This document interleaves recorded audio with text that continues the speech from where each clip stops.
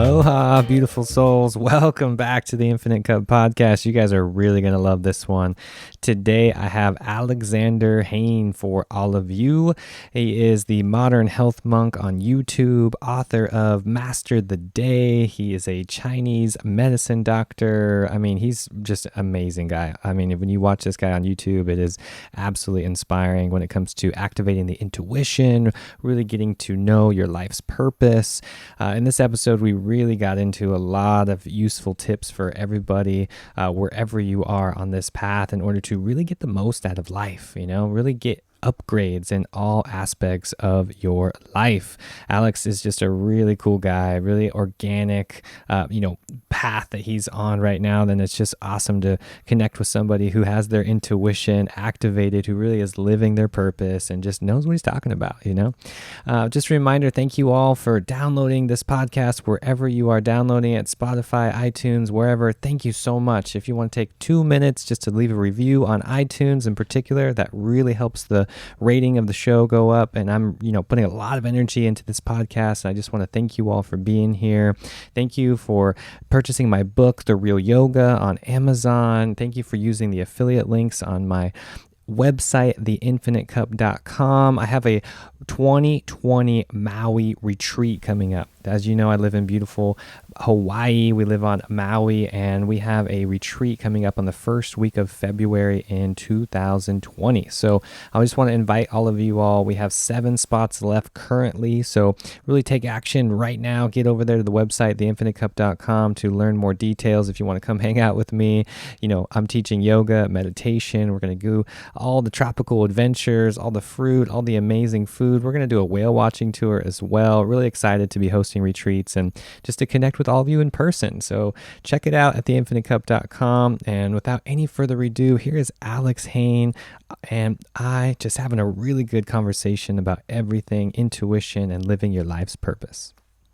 Cool. Yeah, we're good to go. I don't have any questions or anything written down. My style is just very intuitive. I've been following you for a while. I love all the work you've been doing. Your YouTube channel is amazing. The book you're putting out, everything that you're doing is just awesome. So I'm just excited to connect with you. And we have a similar, mission in life as far as helping others and inspiring others on their purpose and connecting to the intuition and everything. We'll just see where this goes, man. I'm excited to just be here with you. Let's do it. I'm down. Awesome, man. So cool. Well, first off, for people that don't know about you, just give them a little introduction. Let's talk about your book a little bit, talk about the Modern Health Monk, your YouTube channel, all the magic. I know you went to China, and Chinese medicine is a big part of what you do. Let's just give a little brief introduction for people listening and watching. Yeah. So, the gist, I'm Alex. The gist of what I'm doing is basically through Modern Health Monk is kind of a personal growth approach to improving your life. So it's kind of the intersection, if you want to call it spirituality, but I think of it more as self-growth. Yeah. And so it's just the approach for me to most problems in life is just getting better. In other words, internally and externally getting better. And so that's part of my kind of what I've been working on. And my book, Master the Day, is kind of a metaphor written around wellness and weight loss, because that was what I had a lot of experience coaching people with. But really, it's a book on how to live a better life and be more conscious. And at the same time, I've been doing my doctorate in traditional Chinese medicine. So I actually graduate in about 8 months. And then it'll be time for me to open a medical practice, probably in California, and kind of juggle both and see where both excitements lead me. Sweet, dude. That's exciting. It's so exciting. Congratulations on that. And I'm a big fan of Eastern practices and Chinese medicine in general. So yeah, we'll just see where this goes and kind of pick apart all the cool stuff that you're doing. Totally.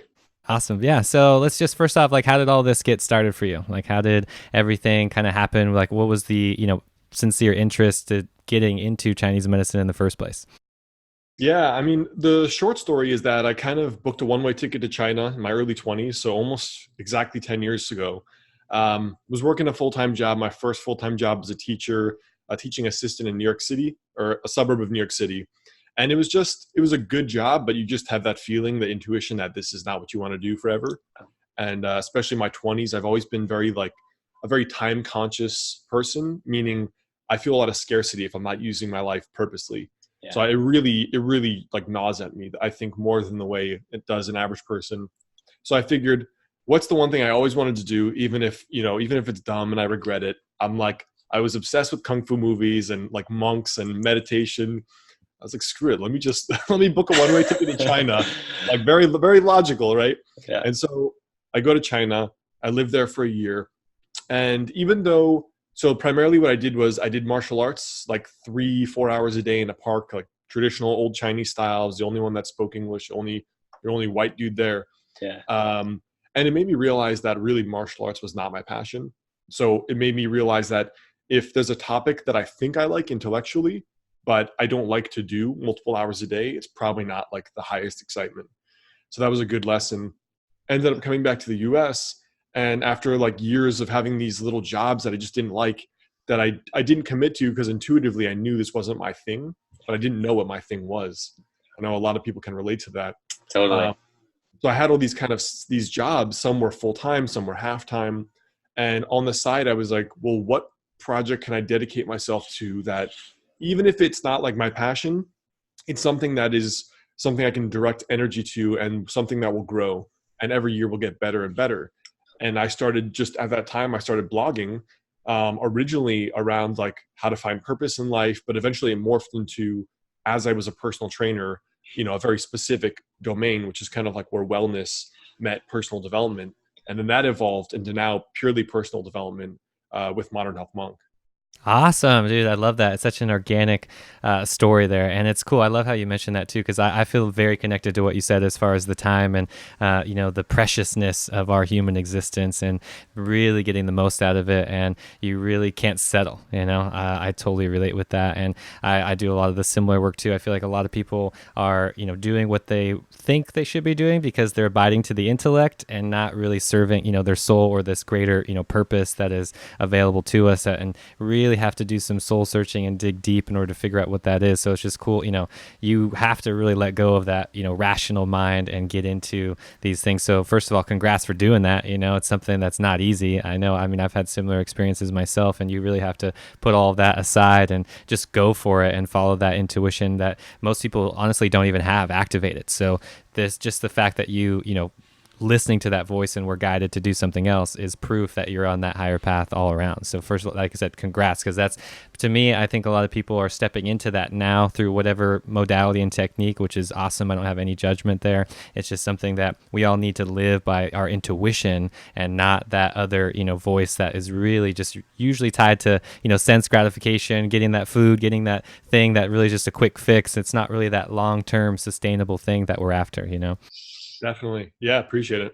Yeah, cool. So let's talk about your book a little bit, because I know that's a success, and that's something that I, just giving give us a little tidbit as far as how to make that switch. People that are listening that are, like I said, stuck in the intellect, that really, want to activate the intuition, want to do this stuff that we're talking about. Like, give us a little tidbit on how to make that a reality.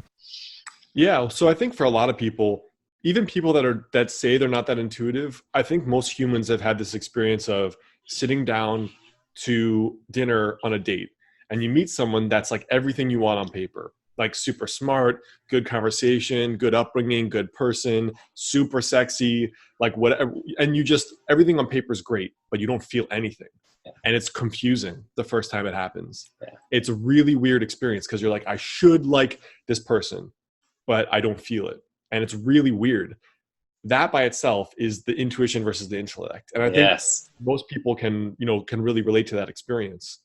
And the same is true in work, where it's like, we get the job because it has prestige, it's safe, secure, maybe our parents or society wants it.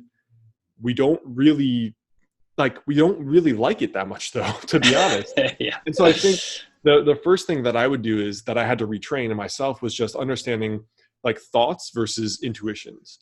And intuitions are not emotions in my experience. That's like a felt sense.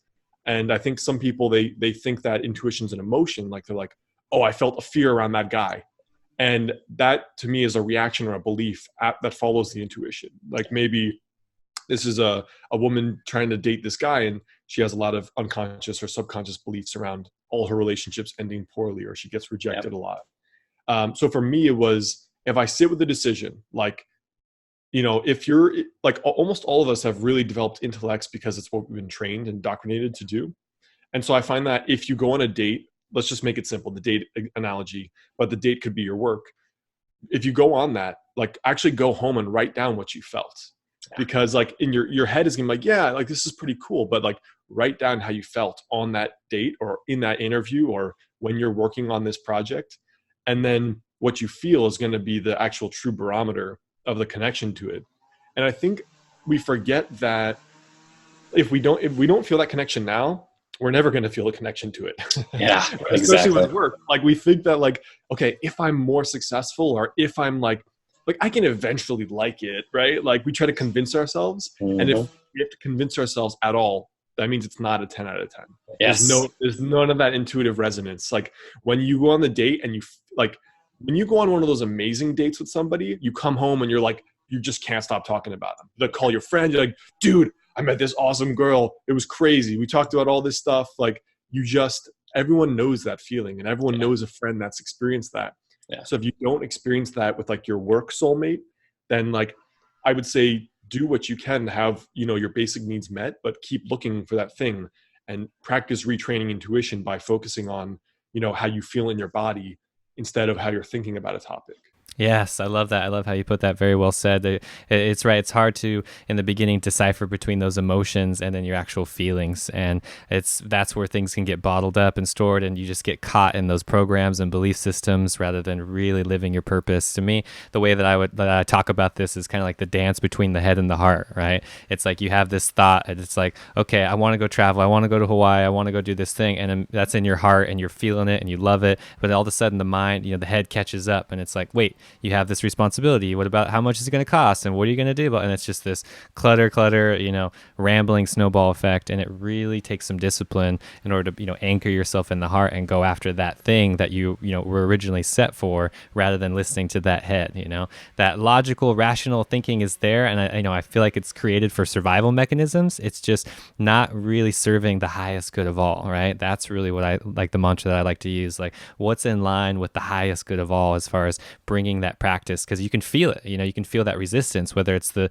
date situation, the partner, or your workplace. Like you can feel that resistance because it's not in line with the highest good of all. It's like, okay, yeah, I could do this job and I can getting paid and have a roof over my head. All that's great, but there's still something more. There's something lingering over me, and I need to just follow that. So you're really having the courage to do that is where the magic is in life, and not so much in paying the bills and doing all of those other things that are kind of surface value. Right. And I think part of it, what I've noticed is it's easy to ignore intuition because we don't understand it. Yeah. There's a saying in Florence Shin's book, The Game of Life and How to Play It. And she says, intuition is a spiritual faculty that points the way but doesn't explain. So you don't Yes. get an explanation, you just get a feeling. Yeah. And so it's very easy to talk yourself out of it because you're like, no, no, no, no. Look at how awesome this girl is. She's like super smart, super nice, the hottest person I've ever seen in my life. Like this job pays me 6 figures, but you don't get an explanation. You just get like a transmission of something. Yeah. And so I think for a lot of us, for me certainly, the trick was, let me just do an experiment and just let me see what happens if I trust it. And then let me actually track the outcome. Like 100 days from now, did it work out better or did it work out worse? And then you can even trick your logical mind to be like, whoa, this is another form of information gathering that's picking up something. I don't know what, but No, you're totally right. I mean, I love this the way you're talking about it too, because it's like a scientific method, that you're bringing this into, and that's what's happening right now, in this age. It's like all this mysticism, all these things we could talk about with yoga and things that I'm involved with, but really what I want to do is, demystify all this stuff with, science. That's really what's happening right now is we can use our intuition and still, make that 6-figure income and do all those things and be in line with your purpose. It's not about, settling. It's not about getting in, to these things. You can do it all is the point I'm getting at here. And it's not about, really succumbing to that thing that you think you have to do, or who your peers or family members who you think you have to do. It's usually something a lot deeper, and it takes some energy to, really decipher what that is for the individual, because it's not the same for everybody. I love what you're talking about with the intuition too, because it's like, if you were to get all the answers right, you wouldn't follow it. That's not what trust is. really agree that it's not either or. So even if you believe you can only have one or the other, that's a belief right there. That's not true. Yep. That's also part of me with the intuition has been digging up all the beliefs that are associated with, why would I not trust it? Okay, there's a belief that I can't trust it. What's that belief behind? Like there's just so many layers. And also the either or, like you can only have you can only have a partner who's a good person but not attractive, or like attractive person with poor character. Like none of these things are really true. It's just that it's easy for the mind to grasp onto simple dichotomies like that it must be this or this. And it's easy for like a quotable, but it's just, who wants that limited life? Exactly. I feel like people are, it's just settling. That's the only word I can think of. It's like they're just living in that comfort, living in that bubble. Sure, the bills are getting paid, all those things. It's just like you're going to bed at night and you're still thinking about what you could be doing. So that's really where the magic is in life. That's where I think people, are fully going to get activated. That's where it happened for myself. And it's not until you fully take that leap of faith, we mentioned those key words already, like trust and faith. Like that's really where it comes down to. And you have to really believe in that system. Otherwise, it's not going to work. So I like what your vocabulary, because everything is rooted in our belief systems. I mean, that's something that I think isn't talked about enough. And like, that's the cage, that's you're putting on yourself. That's limiting your potential right there, is our belief system.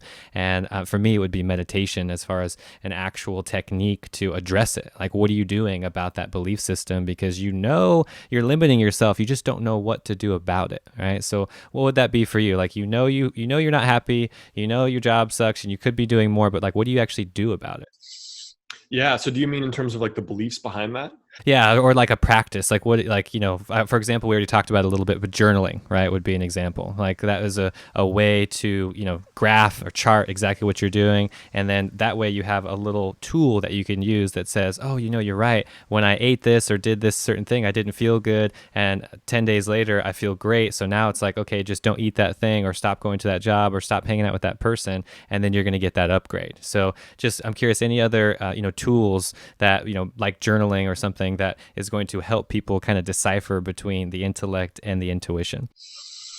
I think a big one is, like you said, most of us are not trained to trust, right? I mean, that's like that trusting, that faith, the surrender, that is a hard muscle to train if you have not already. That can, because it's what you're dealing with is fear. Yeah. And that's like the most primal instinctual thing that the whole animal organism is designed to survive, is through fear.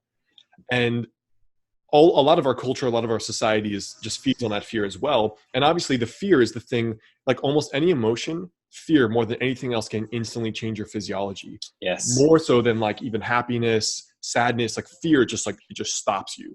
Yeah. Right? I mean, fear can be so severe that a soldier can literally poop his pants and piss himself. Oh, yeah. Still confident. That's how strong fear is. It just goes like that. Yep. I think it's, for me anyways, like I just had such a hard time deprogramming the intellect. Yeah. And I had to treat them like they were thought experiments. Mm-hmm. Like because I can't trust this enough, I can't surrender enough, I can't let go enough, let me just see what would happen. And I had to use that as like a thought experiment to convince myself. Like for me, a hard one in my business was, I built this it was so hard for me to get here because I didn't follow my intuition, and it was a real grind. Yeah. I cannot let it go. Like I can't let it fail. Yeah. I just, oh God, it was so much effort and stress and time and years to get to where I am. I cannot let go if something's not working. Yeah. So the fear was, it's all going to just, go to hell, and all my work is going to just go away. So I said, all right, for 100 days, I'm just going to closely watch my business, for example, my work life or relationship, whatever it is. And let me just see if I just try to surrender more, allow more, especially the things I don't like or that are not going well. Let me see if they take their own course, what happens. And then I realized, hey, not only did things not implode, but I had one of my best months ever in my business, and I was the most disconnected from it. So that separated that linear thinking that I have to be there or working hard for it to be the most successful.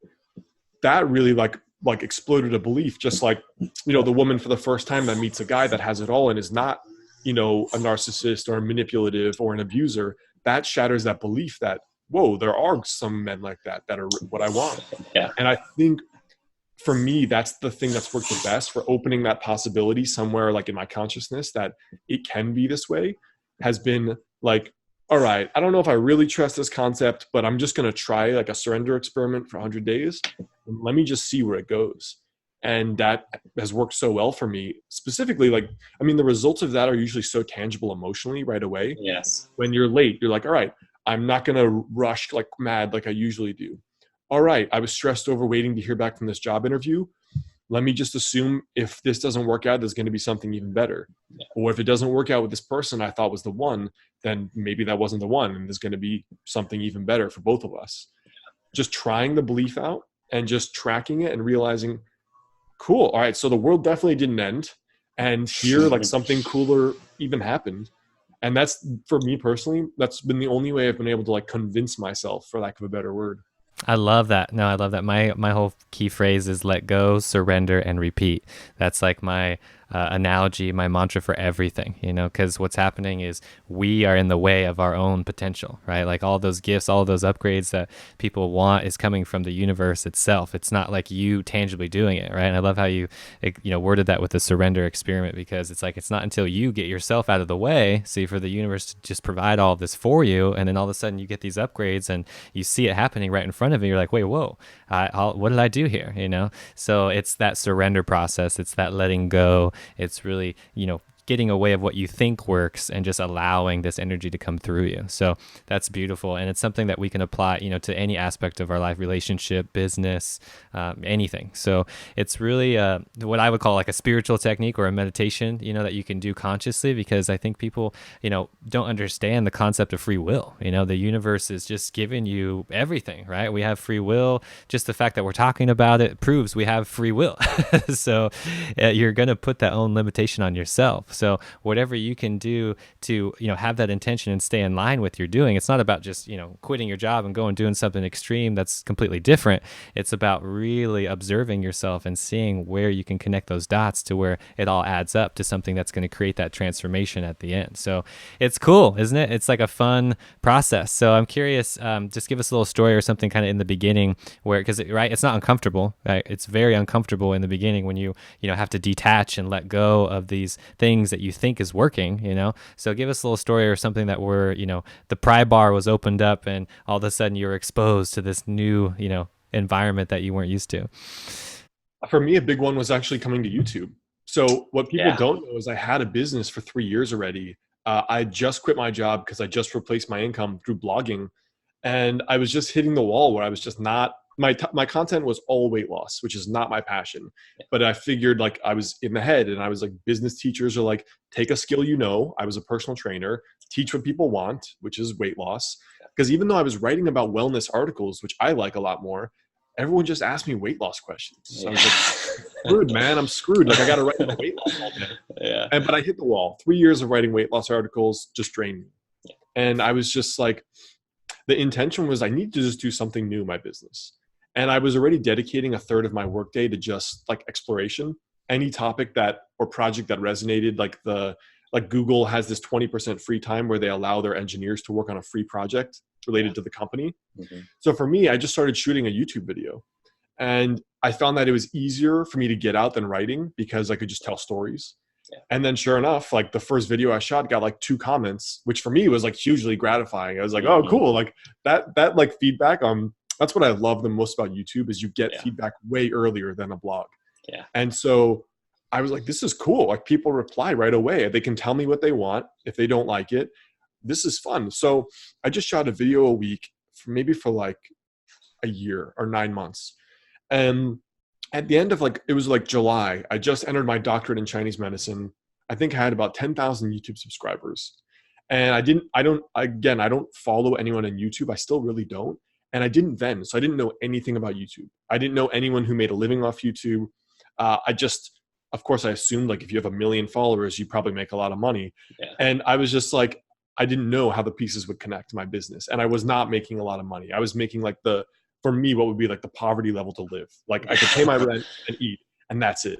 So I was really in the stressed out place. And I was just like, all right, let me just see what happens. And by pure coincidence, I went to a party one night, which was my girlfriend at the time, her friend's younger brother. He was like 8 years old. And he's like, dude, you have 10,000 subscribers on YouTube. You're famous, man. And I was like, really? That's a lot on YouTube? And he's like, yeah, dude, you're like famous. And I'm like, all right. He's like, you should put ads on your videos. And I was like, how do I do that? And like, I literally had an 8-year-old show me. I'm like 20. And so this kid shows me. Literally, I start school September. And October, I activated ads in YouTube. And then November, I literally had a video go viral. And so I went from making no dollars on YouTube to 1,500 a month for no Nice. work that I had, it was just a random video that I'm Yeah. not even that proud of. But all of a sudden, this thing like almost doubled my business overnight, and I wasn't doing anything more. And I was just like, I was like a crazy man. I'm like running around my tiny bedroom. I'm like, this is crazy. This is so much money. I'm like, what? This is nuts. And of course, like with YouTube, it doesn't stay there forever. But just that possibility, like I liked the work, the audience was liking it.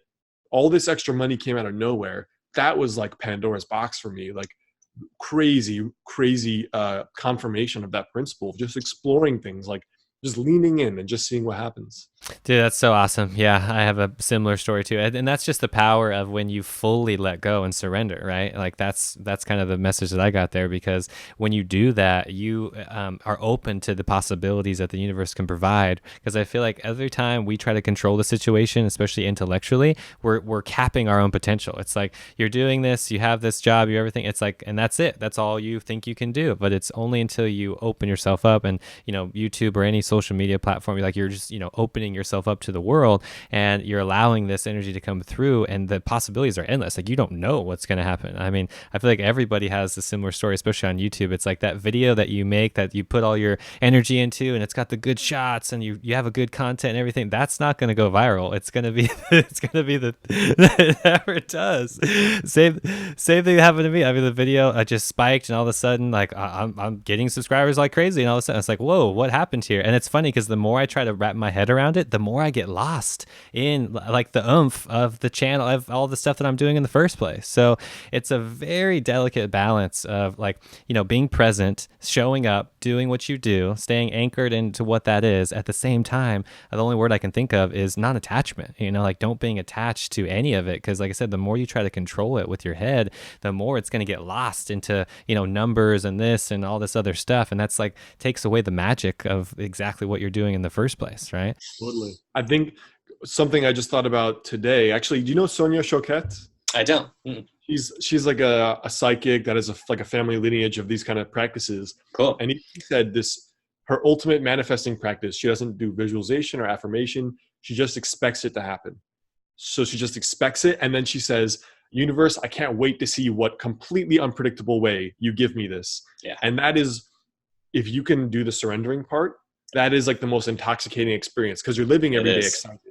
But if you do it the wrong way, every day you're living in fear, right? Yeah. So if you're like, I don't know how I'm going to get that. And of course, the hardest thing is usually with money, because we need money. Like, frankly, for me, that's the hardest thing. And so I would recommend people to start with a secure job that you don't have to worry. Yeah. And then on the end, in your free time, explore until that replaces it. Yeah. But I loved her kind of teaching there, that she's just like, because intuition is so nonlinear, you don't know how it's going to happen, where it's going to come from. But the assurance is that it will happen, and it often will be a shortcut, which is the crazy part. It may not happen for a year, but then when it does, it's like you just like tapped into some weird timeline change where all of a sudden it's like, oh, we're right here, let's do this, and it's going to happen immediately. Yep, that's a very unique experience. I like how you put that. I mean, I look at it as like vertical timelines versus lateral, like the linear timelines. So it's, we could talk about dimensions and other kind of things. We don't have to go there. I'm just saying it's true, because, our third dimensional perspective is very limiting as far as what's happening in this greater, energy that we have access to. And the more you can surrender, the more you can let go and get out of the way, the more you're opening yourself up to these possibilities. And that's the practice. And yes, money is the hardest part with this. I agree with you with that too, because we all have to live and be in this world and provide and contribute in our own unique way. It's just that pendulum. It's like, is that in the swing that's benefiting you, or is it pulling you down? Like, are you so obsessed with it? To me, the more I catch myself in that moment where I'm obsessed about views or subscriber counts or money or whatever that number is, it's like I said, taking away from the magic. So you really have to have that discipline to catch yourself there and be like, okay, you know what? This isn't good. This doesn't feel good in my body. I'm getting anxiety. I'm not feeling better. So do the opposite of that. And it's not going to, sound good on paper or in the intellect at all. It's just, that's really the road that you need to take in that moment and just see where it goes. Like, you just don't know where it goes. That's where you have to step into the faith big time. Yeah. And because a lot of things we can't predict anyway, it's like, even if you imagine, even in the business realm, because we're talking about money, the startups that have millions and millions of dollars with the world's smartest people still fail at like 80-90%.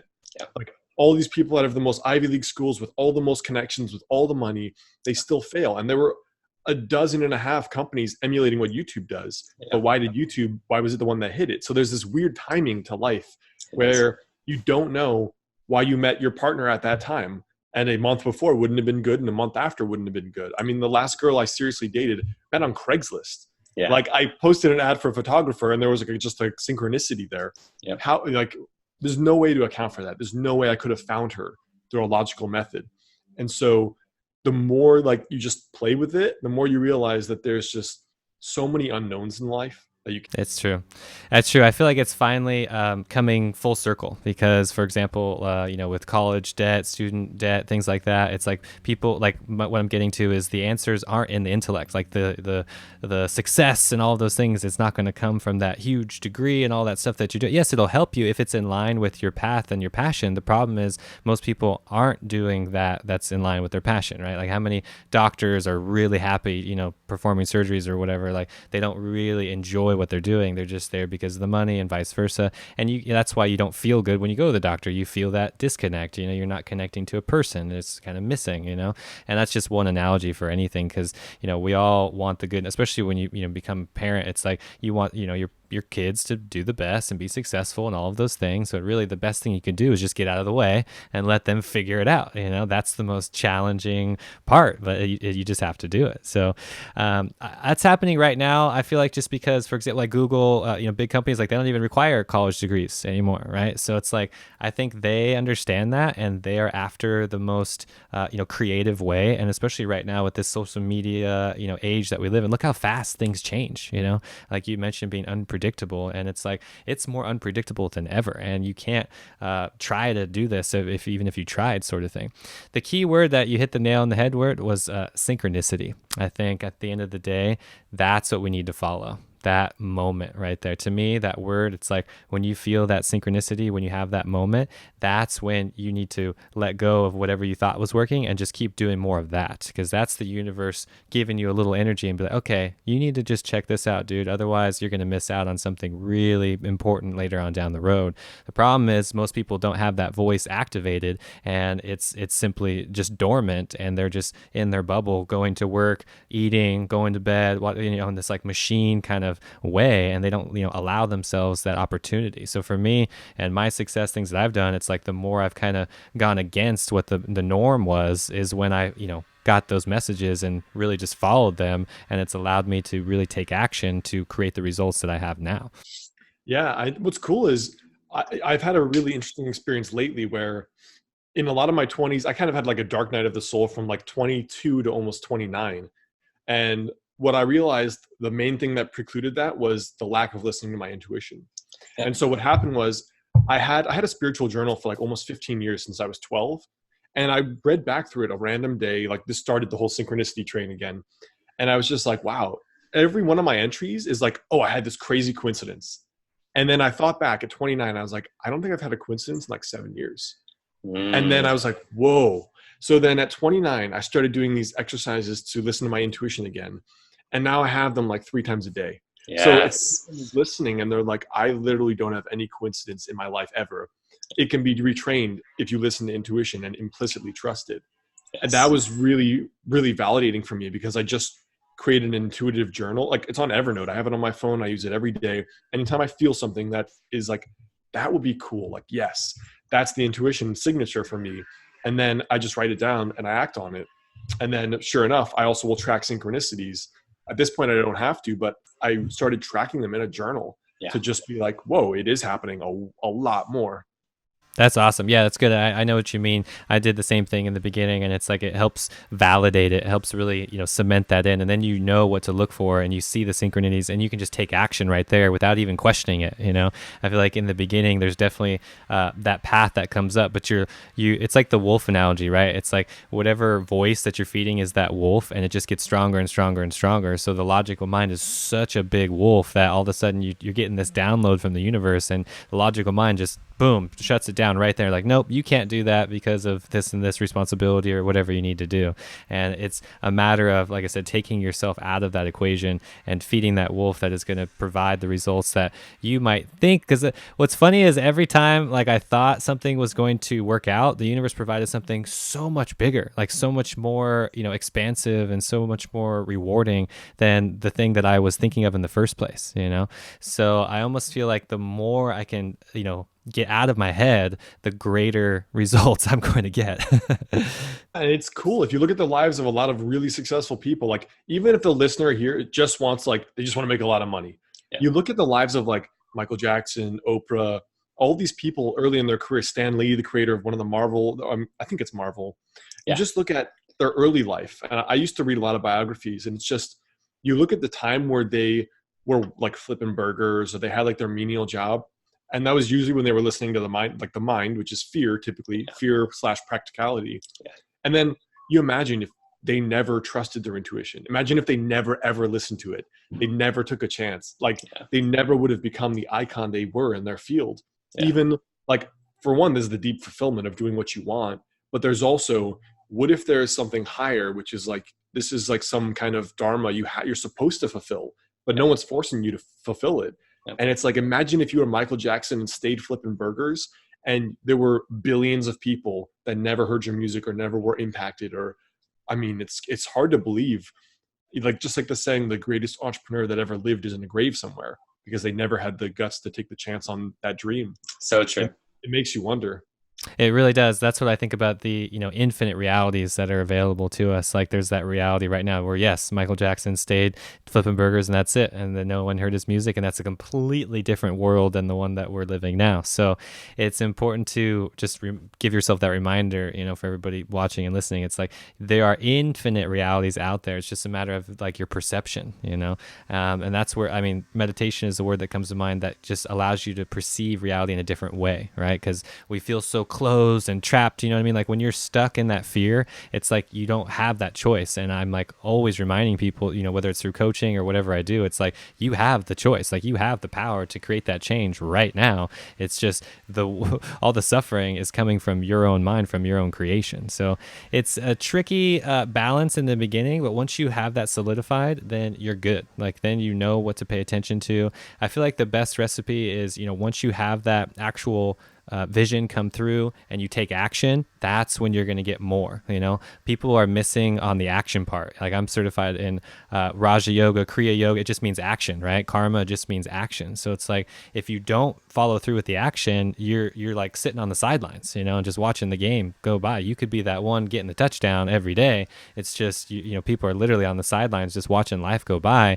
And what I've seen is like people are 60 or 70 and then they drop off their career and then go do what they love. Like, oh, I started farming because I'm a retired school teacher now and I'm done with that. So now I can really do what I want in life. And farming, for me, I've spent a lot of time in Alaska where it's beautiful and pristine. And there's a lot of, people that are 70, 80 that are like, seeing Alaska and they're like, oh, this is beautiful. And like, you can tell it's like this desperation, like, oh, they have to see Alaska before they die because it's this last thing, and I was looking at that every day going like, oh my God, I don't want that to be me. I want to be doing all of those things right now and never get into that place where I think I have to do something as a prerequisite. You can do all of those things that you put your heart into, as far as trusting, not so much like forcing it. So it's interesting, like I said, that balance, especially in the beginning, because we feel like that's the programming, right? I feel like standard America just programs us to get a job and then provide for the machine or the man, whatever, and then that's it. It's like everyone's going to hit that wall eventually. It doesn't matter how much money you make or how pretty the girl is or whatever. Anything rooted in that materialism isn't going to get you very far in life. Yeah. And there's a great quote from one of my favorite personal development guys, Earl Nightingale, where he says, it's really common for, let's say, a guy that retires and he retires and starts doing what he loves. And in 5 years has had more success than his entire career combined. And so that's that whole, it's not only when you're excited will you work harder and you'll be more creative. Yeah. You're resilient. You attract all kinds of other things. If you want to talk about vibration, like that excitement is one of the highest things. The love and excitement is just, you're just a draw in everything. I mean, just talking to someone that's passionate about what they do is such a rare thing. in the Yeah. world that it's contagious. It's like Yeah. everyone is just so humdrum.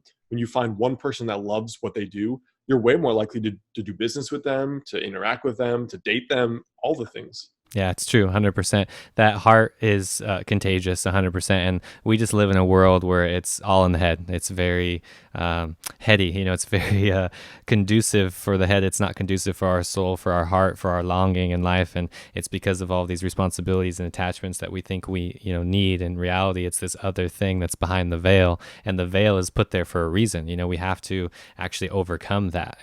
I love like analogies like a lobster or anything crustacean. It's like that stress is what creates that crack in the shell, and then they have to leave the shell in order to go get a new one, right? So it's something that what I'm saying is it's wired in nature, in every living organism, every living thing. It's all kind of genetically wired within us. It's just our environment. That's the biggest thing I can, contribute. I think the environment is what's keeping us in that limited potential. Like for you, getting the one-way ticket to China, I mean, that just frees you of everything. See what I mean? It's like you have to take action in a way that changes your environment, that supports your growth instead of blaming yourself. We all have that judging mind that just wants to blame. But if you just blame your environment and put yourself in a place where you can thrive rather than survive, then you're going to really start seeing these results come through. Yeah, so cool, man. Let's see. I'm going to see if any other tips that we can give people listening, because I know I get all these questions all the time. And for me, the way that I look at it, it's like you're either living by that intellect or you're living by the intuition. Like, that's it. Like, it's kind of black or white, Like for me, I wake up every day, I meditate, I listen to that intuitive voice, and I know what I need to take action on. Like, I'm just simply asking the universe, and then I get this download, and then I take action. And it's just like every day. And when I find myself in uncomfortable situations, that's when I need to let go, surrender, and repeat. And that's kind of like my navigating field for life. So just any other, tidbits that you can give people listening that are stuck right now in their head. They're not happy in life. They know that their job sucks. They know that everything they're doing, but they just need some sort of tool in order to, take that leap of faith. Like what would that tool be? There's a really good picture that goes around on Instagram, and it shows like a Venn diagram, and it says discipline and surrender. And in the middle, it shows flow. I think that's really, really underrated, because I've personally coached probably at least 300 people one-on-one, more than that in group settings. And honestly, the biggest thing I see is that people really just don't do anything. Frankly, like I feel like there are even probably more people that know what they want to do, but are not doing it, than there are people who are just like really genuinely don't even know how they feel. And I think what's really important is to be really honest with yourself about, if you said that what you really feel attracted to is writing a book, have you spent the last 30 days writing a book? Yes. That's why I'm a big fan. That's why I'm such like a brutally honest guy, is because, there are a lot of just messages online to be more self-compassionate, and we should, but we should also be very real, and we should hold ourselves accountable.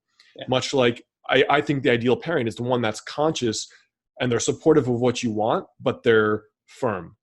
And that means demanding. So I think we need to understand what we want and be tolerant with ourselves, but also demanding, and say that I resonated with, I want to write a book, I want to build a business, I want to go to China, but the majority of people will just leave those as nice ideas, rather than holding themselves accountable and saying, I wanted to write a book, but I haven't even written 1 minute in the last 10 days. I think that's a big epidemic. And even behind that are beliefs and stories and all kinds of things. Like, who am I to write a book? Or what happens after? It's just a lot of worrying about what's next. And a lot of those doors will automatically open themselves, and the wrong ones will automatically close themselves when you start taking action. And it's tempting to think that you need to figure it all out before you begin, which again is the mind. But it's like each thing. Like, I never in a million years thought I'd write a book. Now I've got a couple of them, and I'll have a new one out in 2 years. Like, I never thought I'd do YouTube. I didn't know, like, none of these things were on my radar. But it was because I stacked the first brick through action. And even though the first brick wasn't my intuitive brick, it was, this sounds like a good idea. But then I adapted, and I started feeling those open doors that were coming to me. And that's what led me to the next brick. And then the book was really exciting. That was my intuition, and it's performed awesome in impact and in income. And then each time you lay that brick with action and intuition combined, the next brick will then reveal itself to you. So I wish that would be my message for sure, to just be honest with, you feel what you feel attracted to, but now you really have to track yourself to make sure you're accountable and you really are doing something. Because even the perfect download about the right person, the right workout, the thing I'm supposed to do in my life, nothing changes unless you quit flipping burgers and you go start creating music. Yep. So, dude, well said. That was beautiful. That I could not agree with you more. And it's the same thing for me. I mean, I never thought I'd be making YouTube videos or writing books or any of this stuff. And now it's happened, and here I am living it. So it's definitely not what you think is going to happen. And just like I said, let go and surrender and repeat. Otherwise, you're going to just stay in that bubble. You hit all the keywords there. I think honesty is something that is taken for granted. I mean, not everybody. Like we live in such a world. Like even the common gesture, like "Hi, how are you doing?" Like no one's present. No one really knows what they are saying. They're like just talking mindlessly, and really, people are desperate for that connection. That's what we're missing in our modern world. And so honesty, the accountability is huge because nobody, wants to actually follow through with it. They just want the instant download, right? They want the drive-through method. They want the recipe or the smoothie, the superfood, whatever is going to give them that instant fix instead of this, approach that really takes commitment and really challenging yourself. And for me, it's like I had to embrace all of those things, like embrace the challenges, embrace this process. And it was only until then to where I started receiving these upgrades. So you really have to put in the work. That's the one thing that you can't do for anybody else, right? I don't care Tony Robbins, I don't care who you are as far as a coach. It's like, yes, you can show people the way, but they have to, drink the water themselves, and that's where I feel like we're living right now is this, big desperation because, people's souls are dying, they're not doing what they want. And I just, I see it, everywhere I go, and I just want to help people. You know what I mean? That's at the end of the day. It's like you have this transformation within yourself, and that's all you kind of want to do is help others. That's it. I mean, it's kind of inevitable. Right. Yeah. Totally agree with you. Yeah. Well, cool, man. This has been awesome. I don't want to take too much of your time. This has been really good. I'm excited about everything that you're doing. It gives me a lot of ideas too, as far as what people can take action on. Cause like I said, I talk about this stuff every day, and I'm going to continue talking about it because people like yourself are living it. So it's just, more energy, more productivity that we can produce to get people in the right direction. It's all good. So how can people find you? Let's plug your YouTube channel and your book and all the magic that you're putting out into the universe. Yeah, the best way is you can Google or go to YouTube, type in Modern Health Monk. And if you guys want to learn more about the philosophy I have, which is one part being careful of the story you tell yourself and one part the habits to take, my book Master the Day is on Amazon. And if the people here listening, if they get it, they just shoot me an email to alexander@modernhealthmonk.com. I put together like an hour or an hour and a half of bonus training and some worksheets they can get for free too. So awesome. Yeah. Perfect, brother. That's perfect. Yeah. I really resonate with everything that you're doing. I'll put links to all of this too in the show notes in the description of the video. So we'll be good there. And yeah, just thank you for everything that you're doing. Keep up the good work, man. Cause what I've noticed is this is endless. Like this is infinite, right? Like what you think is capable is only a small fraction of what, the universe can provide for us. Definitely. Yeah. Thanks for having me, man. I appreciate it. Awesome, brother. We'll enjoy the rest of your day. Namaste. Take care.